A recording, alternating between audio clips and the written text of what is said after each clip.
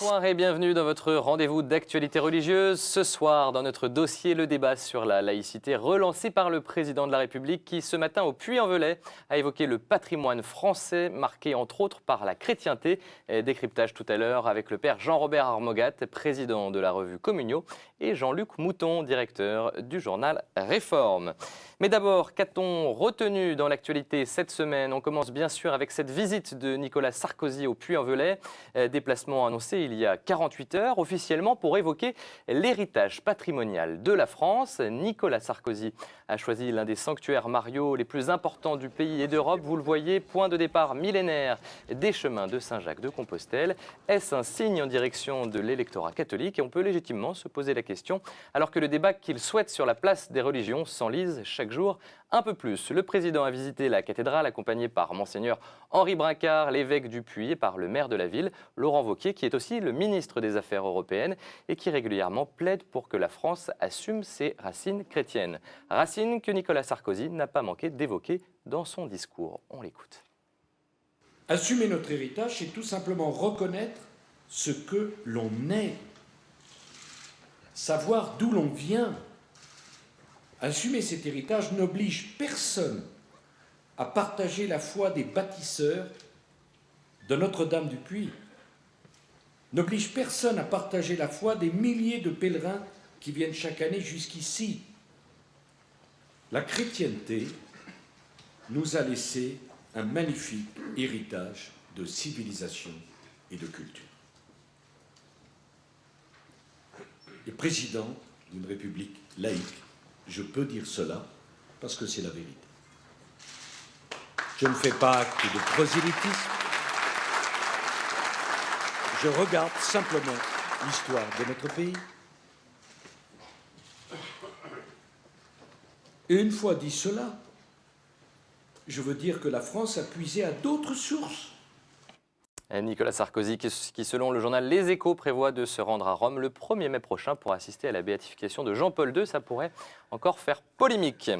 On poursuit notre questionnement autour du débat sur la laïcité souhaité par le président de la République. Cette semaine, on donne la parole à Monseigneur Luc Ravel, l'évêque aux armées, qui vient de publier sa première lettre pastorale justement sur cette question de la laïcité. Il rappelle que les armées sont un lieu prophétique pour la société. Et devant notre caméra, il lance un appel très clair aux autorités politiques. On l'écoute. L'Église catholique a sûrement une réflexion et une pratique de la laïcité qui a émergé tranquillement sur 20 siècles, ce que j'essaye de dire dans ma lettre pastorale, et qu'il serait peut-être à même qu'on la consulte, et j'oserais même dire avant d'autres instances qui sont par définition religieuses, voire anti-religieuses, ou avant d'autres religions qui ont besoin encore de mûrir de ce côté d'une laïcité juste, équilibrée, respectueuse du politique d'un côté et de la religion de l'autre. Voilà, j'aimerais qu'on mette à profit notre expertise en ce domaine. La laïcité et les racines chrétiennes de la France, on continue d'en parler tout à l'heure dans notre dossier. Des images émouvantes maintenant, c'était mardi à Drancy. Des responsables catholiques et juifs venus du monde entier se sont recueillis ensemble au mémorial de la Shoah de cette ville de la banlieue parisienne où les juifs français ont été internés avant d'être envoyés dans les camps de la mort pendant la Seconde Guerre mondiale. Visite qui s'est déroulée dans le cadre du 40e anniversaire du comité de liaison catholique juif international réuni pendant 3 jours dans la capitale. Comité créé à la suite de la déclaration Nostra Aetate sur les relations entre l'Église et les religions non chrétiennes. Aujourd'hui, où en est ce dialogue judéo-catholique? Reportage dans les coulisses de ce congrès mondial. C'est devant une délégation prestigieuse que le cardinal Kurt Kork a ouvert cette 21e rencontre entre les autorités juives et catholiques. Une rencontre au cours de laquelle cardinaux et rabbins se sont retrouvés en atelier de réflexion. L'occasion pour tous de faire le bilan de 40 ans de dialogue judéo-catholique.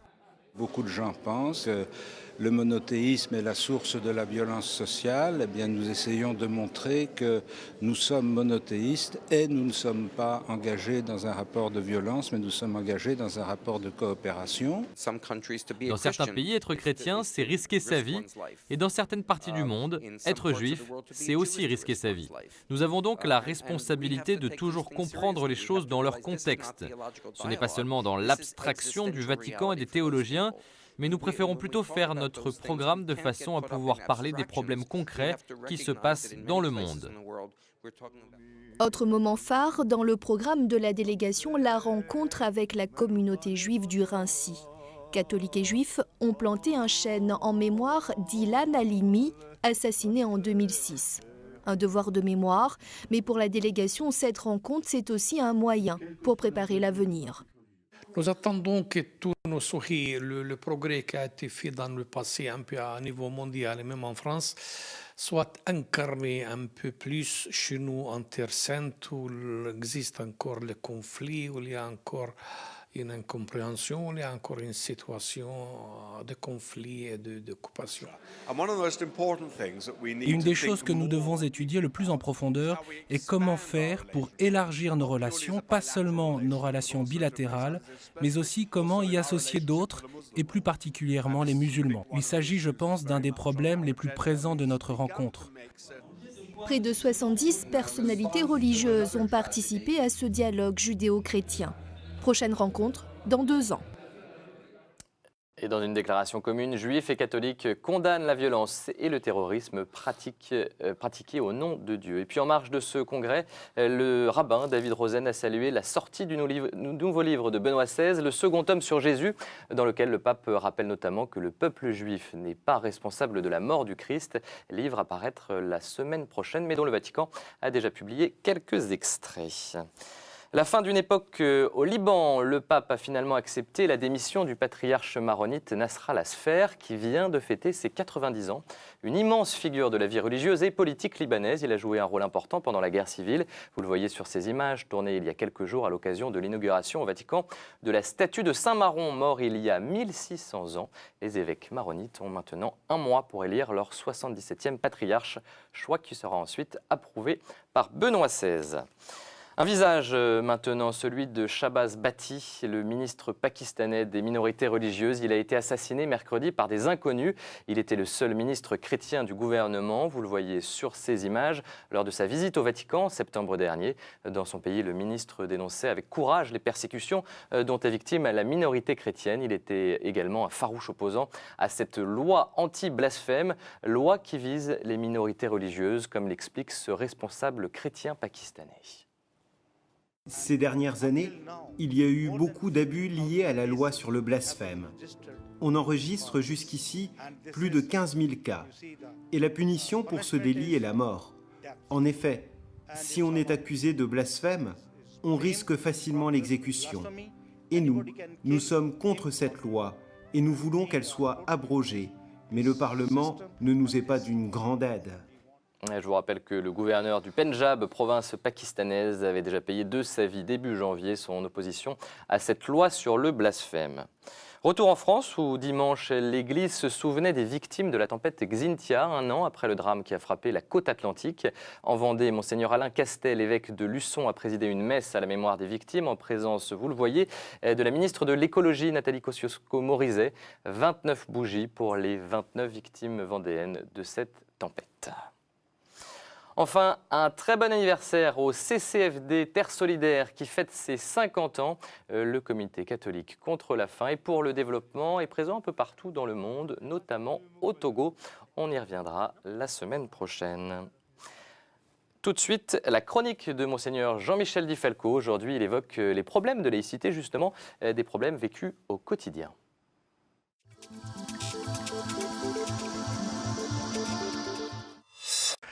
Bonjour, il faut que je vous raconte ce que m'a dit un de mes confrères évêques. Il y a quelques mois, le diocèse aménage de nouveaux locaux dans lesquels l'évêque réside avec quelques collaborateurs.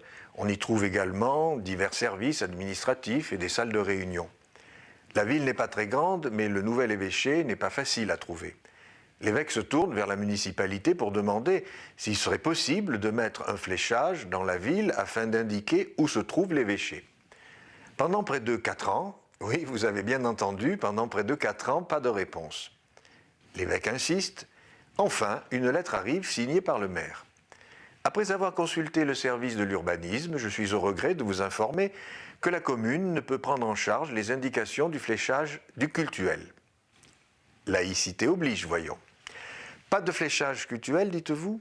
Alors, il faut immédiatement enlever dans toutes les villes de France les panneaux signalant les cathédrales, les collégiales, les abbayes, les monastères, les sanctuaires, abattre les panneaux indiquant le Sacré-Cœur de Montmartre.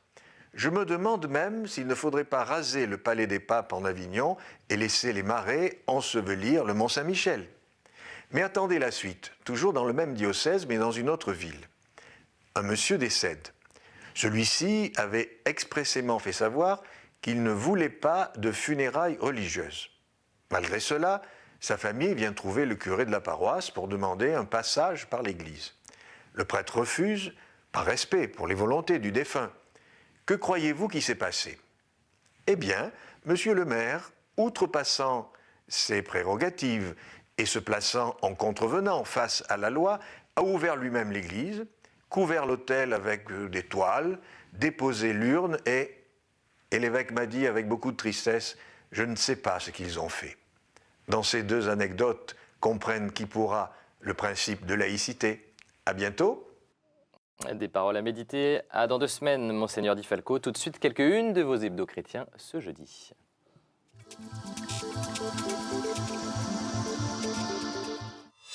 L'écologie est révolutionnaire comme l'évangile selon Nathalie Kosciusko-Morizet, la ministre de l'écologie qui est à la une de l'Avis. Dans cet entretien passionnant, en plein débat sur la laïcité, la ministre fait part de ses convictions sur le lien étroit entre écologie et spiritualité.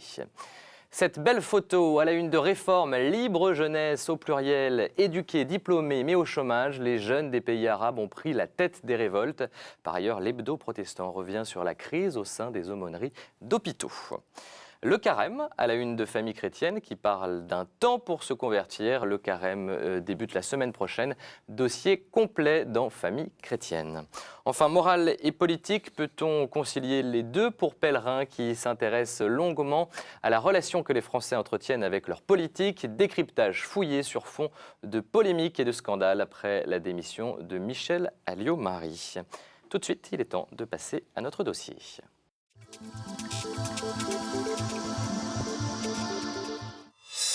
Débat sur la place de l'islam, sur la place des religions ou sur la laïcité. Le débat lancé par l'UMP et souhaité par le président de la République suscite de multiples réactions. Alors que vous l'avez vu ce matin, Nicolas Sarkozy a valorisé le patrimoine français qui a des racines religieuses, notamment chrétiennes. Et décryptage aujourd'hui avec notre expert cette semaine, le père Jean-Robert Armogat. Bonjour. Bonjour. Merci d'être avec nous. Je rappelle que vous êtes le président de la revue Communio. Vous avez publié il y a quelques mois cette histoire générale du christianisme. C'est aux presses universitaires de France. Puis je suis ravi de vous recevoir sur le plateau car on a l'habitude de vous entendre dans votre chronique dans cette émission tous les 15 jours. À vos côtés, un autre habitué de ce plateau sur KTO, Jean-Luc Mouton, directeur du journal Réforme. Merci d'être avec nous, Jean-Luc. Bonjour. Avant d'entamer la discussion, je vous propose de voir et d'entendre Monseigneur Brincard, l'évêque du Puy-en-Velay, qui tout à l'heure a reçu le président Nicolas Sarkozy pour lui faire visiter cette cathédrale du Puy. Que retient-il de cette visite? On l'écoute. Le président de la République est venu au Puy pour rappeler qu'un pays a des racines, que ces racines sont multiples, mais parmi elles, il y a les racines chrétiennes qui ont joué un rôle très important. Et donc, pour un chrétien, il n'y a pas seulement un patrimoine, c'est-à-dire un passé, encore moins un passé inscrit dans la pierre seulement. Il y a aussi un passé qu'il faut faire fructifier avec une grâce toujours nouvelle. Et je pense que le grand message qu'on peut tirer de ce patrimoine chrétien dont a parlé le président de la République, c'est de dire que c'est le spirituel qui est important dans le monde d'aujourd'hui. Ce n'est pas le spirituel seulement tel qu'il s'est exprimé dans le passé, c'est le spirituel de toujours qui sait dans le présent assumer tout ce qu'il y a de beau et de grand. Je me tourne vers le père Armogat. Pourquoi, selon vous, Nicolas Sarkozy a choisi d'aller au Puy-en-Velay? Pourquoi le Puy-en-Velay? Pour de bonnes et de mauvaises raisons. Le Puy-en-Velay est un lieu d'abord central. Ça lui permet de s'opposer à d'autres éventuels candidats qui sont par exemple outre-Atlantique, à Washington. Lui, c'est l'homme du terroir. D'autre part, le Puy-en-Velay n'est pas le début du pèlerinage de Compostelle, mais c'est un lieu de passage important de la Via Podiensis. Et donc Compostelle est un lieu symbolique pour l'Europe. Les chemins de Compostelle ont été patrimoine européen depuis plus de 25 ans maintenant. Et puis, également, c'est un signe fort que le président de la République voudrait donner, un message qu'il voudrait envoyer aux catholiques. Alors on peut se demander si ce message est passé, on peut se demander si ce message est correct. L'expression racine chrétienne de l'Europe me paraît fausse pour 3 raisons. Parce que, pourquoi chrétienne? Des racines bibliques de l'Europe. Le président, du reste, a rappelé l'importance du judaïsme, du Taj à la Vistule. Il le dit dans le discours, hein, tout à fait. Du Taj à la Vistule, le judaïsme a configuré la mémoire historique de l'Europe, il faut le rappeler. Les racines, moi, je ne suis pas très à l'aise avec les racines, je suis plutôt à l'aise avec les fruits.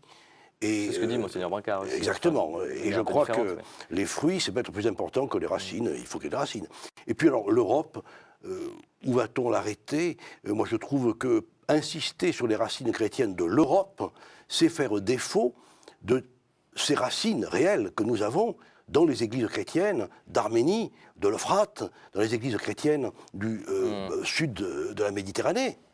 Donc, où va-t-on arrêter l'Europe? Voilà. Alors, en réalité, ce qui me paraît important, et là, c'est un point de vue strictement catholique, Jean-Luc Mouton, c'est que pour une Église planétaire qui a 1 milliard de fidèles, il est important qu'elle soit culturellement située, localisée, et ce qui n'est peut-être pas vrai pour d'autres types d'églises. Les églises d'Europe, elles, ont à charge, les églises d'Europe ont à charge de rappeler leur patrimoine. Jean-Luc Mouton, une visite politique? Oui, c'est-à-dire qu'on ne sait pas, moi ça me paraît une visite politique, oui, mais on ne sait pas bien quel est le sujet. Là, on nous dit, bon, racines chrétiennes de la France. Il y a quelques années, on avait déploré que l'Europe ne reconnaisse pas le soubassement judéo-chrétien de notre culture, de notre civilisation, de notre histoire. On s'était un peu insurgés, tous les chrétiens et d'autres traditions aussi, ensemble, protestants et catholiques, là on était tout à fait d'accord, et ça c'était juste. Donc on ne va pas se fâcher parce qu'ils rappellent les racines chrétiennes de l'histoire, pourquoi pas? Je veux dire, avec les remarques que vous venez de faire, jusque-là on est d'accord. Mais pourquoi aujourd'hui? D'accord, on le sait, c'est intéressant, ça fait partie de notre histoire, on peut en débattre tout le temps. D'où ça sort aujourd'hui? Alors il y a des raisons peut-être très politiciennes, j'avais pas pensé à Washington, mais pourquoi pas? Non, mais en tout cas, là c'est une chose. Mais on nous a dit en même temps, M. Fillon a parlé à l'Assemblée nationale il y a quelques jours, on sait qu'il n'était pas trop emballé maintenant, il a dit qu'il fallait à tout prix débattre de la laïcité. Bon, très bien. Pourquoi pas? Mais enfin, là aussi, quelle urgence? Pourquoi? Et puis d'identité française en laïcité, en je ne sais pas trop quoi, on arrive sur l'islam. Sur la question de l'islam. On ne sait pas parce que maintenant ils disent c'est plus l'islam mais c'est la laïcité. C'est vrai oui, qu'il y a un méli-mélo. méli-mélo. Il y a un méli-mélo, mais en même temps, dans le discours de Fillon je viens de relire, qu'on a relu ensemble, c'est qu'il parle de la laïcité, il dit qu'il faut célébrer la laïcité, que la laïcité est une richesse de notre nation. Parfait, on est tous d'accord, pas de problème. Et puis d'un coup, il dit mais il faut la revoir parce qu'il y a beaucoup de musulmans. Et qui dit ça? Les musulmans sont dans ce pays. Jusqu'à présent, les règles laïques, ils savent qu'elles s'appliquent. Est-ce qu'il faut les réviser? Est-ce qu'il faut changer? Alors, il faut qu'il y ait des lieux de culte. Bien sûr, oui, il faut qu'il y ait des lieux de culte. Mais est-ce qu'il y a besoin de débattre pour savoir s'il faut aider les musulmans à avoir plus de lieux de culte? Oui, il faut qu'ils aient plus de lieux de culte. Alors qu'il faut le débat, si le débat porte sur l'idée, est-ce qu'il faut qu'ils soient financés par la France, par des Français, ou est-ce qu'il faut qu'ils aident ou qu'ils reçoivent ou pas des aides étrangères? On peut en discuter. Mais de là à faire un débat national sur cette question-là, où est la question aujourd'hui? Au moment, et dernière petite remarque, au moment où on voit dans les pays arabes une révolution profonde qui est tout sauf musulmane et islamique. C'est-à-dire c'est des jeunes qui sont dans l'esprit des Lumières, qui sont occidentalisés, qui veulent la liberté individuelle, qui veulent l'autonomie de la personnalité, qui veulent des tas de choses qu'on porte, nous, comme valeur. Donc aujourd'hui, on a l'impression qu'il y a ce débat est complètement à contresens de l'histoire. Ce qui est en train de se passer dit autre chose. Mélange des genres, Père Armogat. Le discours du président de la République a aussi évoqué les Lumières avec Lafayette. Il a aussi évoqué l'islam. Il a ratissé très large par une série, je crois, de copier-coller qui font que ce texte n'est pas d'une cohérence essentielle. On ne se sentait pas très à l'aise d'ailleurs. En tout cas, c'est un peu flou, quoi. C'est un texte un peu mou. Oui. Est-ce que vous avez l'impression quand même que, vous l'avez évoqué Jean-Luc Mouton, maintenant les politiques, en tout cas à droite, n'ont pas de problème à évoquer les racines chrétiennes ou en tout cas ce patrimoine français dont l'héritage chrétien est important. Est-ce que là on a passé un cap, Père Armogat? Je crois qu'on a passé un cap, c'est-à-dire qu'on a passé le Cap Horn et on est dans le brouillard, on est dans la confusion, on est dans la confusion la plus grande. Qu'est-ce que la chrétienté? A-t-elle jamais existé? qu'est-ce que cette Europe chrétienne comme historien, auteur d'une grande histoire du christianisme, c'est pour ça que je pose la question. Je suis très sceptique, moi, sur tout cela. Moi, je vois une Europe extraordinairement variée, soumise, cette sorte d'appendice de l'Asie dans lequel nous vivons, a été soumis à toutes les influences. Et c'est ce qui fait la richesse de l'Europe, qui est arrivée à intégrer un nombre incalculable de tendances, d'idéologies, de techniques, de maladies, qui est arrivée à intégrer tout cela. Je crois que la richesse de l'Europe dépasse largement la seule identité biblique, mais inversement, l'identité biblique a pu résister et intégrer l'ensemble de ces variétés. Est-ce que... Oui, Jean-Luc Mouton. Oui, moi, ce qui me semble quand même... Enfin, je veux dire, le problème, c'est qu'on se cache derrière notre petit doigt dans ce débat-là. On a l'impression, mais c'est une impression, on ne va pas dire que c'est une vérité absolue ce que je vais dire là, mais que le débat porte sur la question de l'islam. Et on a l'impression, parce que ça se passe dans notre pays d'Europe, ça se passe en Allemagne, il y a eu un grand débat, on dit le multiculturalisme maintenant il ne marche plus, identité allemande est menacée, il y a un homme qui a fait un livre qui a eu un grand succès en Allemagne, donc on voit que c'est un vrai sujet. On a vu que Geert Wilders a fait aux Pays-Bas un gros score électoral avec ça, en mobilisant des gens. Il y a eu quand même des histoires très graves aux Pays-Bas. Il y a aussi l'affaire des caricatures au Danemark. Il y a quand même quelque chose, et ça ce serait idiot et stupide de notre part de le nier, il y a une inquiétude des populations vis-à-vis de l'islam, mais qu'elle soit réelle, fantasmée, qu'elle parte de faits réels. Il y a eu des faits réels. Par exemple, il y a eu à Noël, entre Noël et Jour de l'An, à Pâques, cet attentat contre des Coptes en Égypte. Personne ne l'a inventé. Tout ça nourrit une espèce d'angoisse, de peur vis-à-vis de l'islam. Mais de là, OK, qu'il y ait une question, qu'on en débatte, mais de là, est-ce qu'on sente, mais vraiment, c'est un problème, l'impression que j'ai, qu'on utilise cette peur-là, cette angoisse des populations pour nourrir, pour à la limite alimenter ces peurs et pour s'en faire une espèce de soubassement ou de matelas électoral, ça c'est très grave. Enfin, je veux dire, c'est pas pour la politique, c'est pas responsable. Mais est-ce qu'on n'a pas besoin d'assumer ces racines qui sont aussi chrétiennes pour pouvoir accueillir les différences? Mais c'est pas ça la question. Alors voilà, non, c'est pas ça la question. Je veux dire qu'on soit aujourd'hui, notre pays, il est à la fois fait, on le disait à l'instant, de ses racines judéo-chrétiennes, bibliques, c'est évident. Le nier est stupide, mais il y a aussi les lumières, il y a aussi la laïcité. Je parlais de cette peur, par rapport à la peur. La peur n'est pas la même chose. La peur, c'est l'islam politique, c'est tout ce qui s'est passé, c'est l'islamisme, et on a peur de ça. On n'a pas peur des musulmans. On a peur que les musulmans qui sont chez nous fomentent une révolution, quelque chose contre notre propre identité. Mais personne, on n'a pas encore vu ça à l'œuvre aujourd'hui. C'est un fantasme. Je crois qu'un point important, c'est d'en revenir au rapport de Régis Debray sur le fait religieux et d'essayer de voir qu'est-ce qu'il en est de l'enseignement des religions aux enfants de ce pays. Et je crois que c'est déjà extrêmement important si cette étape modeste, précise, était observée. Or, une évaluation à une quinzaine d'années de distance montre que c'est loin d'avoir été mis en œuvre. Voilà, je crois une mesure qui était simple, précise, c'est loin d'avoir été mise en œuvre dans la formation des maîtres. Dès le départ, le module d'initiation à l'histoire du fait religieux qui n'est pas appliqué et qui n'est pas mis en place, et dans les manuels et dans la réalité de l'enseignement dans les classes. Je crois que la première solution, c'est effectivement d'arriver à apprendre aux petits Français ce que sont les différentes religions et quel est cet héritage culturel, et non pas de cultiver des peurs électorales. Sur ce fait religieux ? Oui, bien sûr, mais je pense... Parce qu'on a l'impression que dans les médias, notamment, c'est pour ça que je me tourne vers vous, on parle de plus en plus quand même du fait religieux, non ?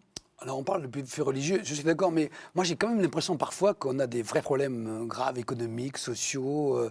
L'accueil, par exemple, l'immigration, on sait que ce qui se passe actuellement dans les pays arabes va provoquer des vagues d'immigration très graves. On a vu ce qui s'est passé déjà avec des Tunisiens. Kadhafi, on a un échange avec Kadhafi qui maintenait une espèce de barrière pour prévenir de l'immigration. Donc c'est vrai qu'il y a des peurs autour de ça, mais c'est un mélange qui est terrible, c'est qu'il y a un mélange entre la peur de l'immigration, ces immigrés qui sont de sensibilité ou de culture ou de foi musulmane, et on a fait un amalgame de tout ça pour dire nous sommes un rempart contre cette espèce de déferlement. Mais c'est ça qui ne va pas. Qu'il y ait des questions vis-à-vis de l'islam, qu'il y ait des questions d'intégration. Là encore, on est dans le fantasme, dans la peur. Voilà, qu'il y ait des questions d'intégration. Il y a des vraies questions d'intégration. Est-ce qu'on peut intégrer des millions et des millions d'immigrés qui sont de cultures différentes? C'est une question. Mais je veux dire, il faut l'aborder comme un débat public, il faut l'aborder comme un débat réel et pas comme une espèce d'agitation électorale. Pour conclure, ce qui me paraît positif dans cette histoire, c'est une phrase que le président de la République a prononcée, qui n'est pas de lui, qui est de Claude Lévi-Strauss, à savoir l'identité n'est pas une pathologie. Et je crois que pouvoir déjà alors retrouver et affirmer des identités multiples et aptes à vivre ensemble, c'est peut-être déjà un acquis de cette polémique. Eh bien écoutez, merci à tous les deux, ce seront les mots de la fin. On pourra encore en discuter pendant longtemps. À très vite sur KTO.